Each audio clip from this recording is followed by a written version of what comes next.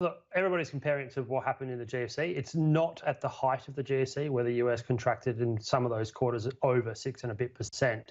It's actually when you drill into it and have a look at the consumption side of it, which is what we should be concerned about here in Australia, because about 2/3 of US GDP comes from consumption. Around about 55 to 60% of our GDP comes from consumption, and it's actually in services. And when we talk about services in consumption, that is going out to a restaurant, a cafe, tourism, education, those kinds of spaces. And in the US, it went from being a contributor of about 1.2% of GDP to being a contractor of 4.99%. And that is the starkest realization and obviously picture of what happens when you obviously shut your economy down and almost completely crash it.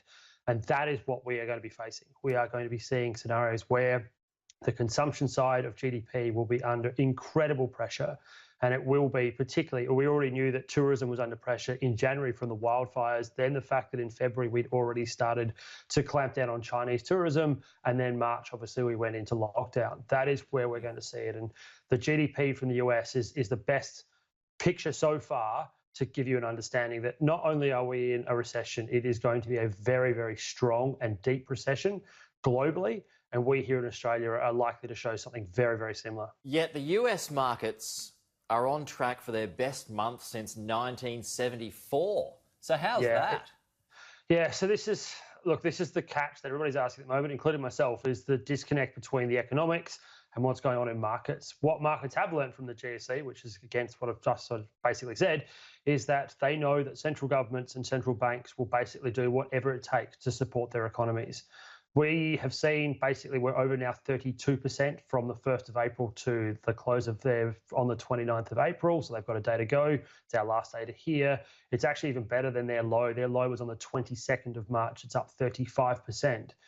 Now, it's also earnings season in the US, and earnings have been contracting quite significantly. We're talking on average around about sort of 35 to 40% in terms of contraction of earnings. But as you said, we're up. And it's a hard thing to argue. Maybe the market was expecting it even a stronger contraction. I don't think you're through it yet. I think you need to really look at it from the point of view that once you start seeing a player like Caterpillar, once you start seeing some of their energy providers and their housing manufacturing numbers coming through, it will get worse.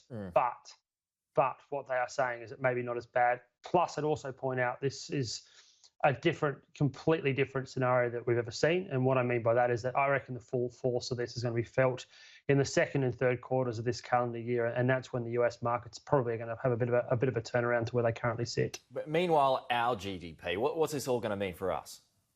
So as we said, consumption is the thing to look here. With us, we get private sector credit today. We also get what we call the export price index.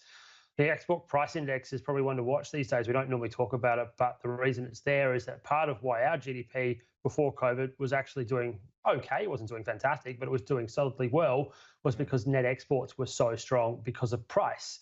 Demand for iron ore, demand for energy, demand for things like coal and copper were much, much higher than forecasted. Now, price on those has obviously gone the other way. Now, iron ore is still up, but it is declining because Brazil is back online. So watch that one very closely. That's going to hit GDP as we start to see a lower price.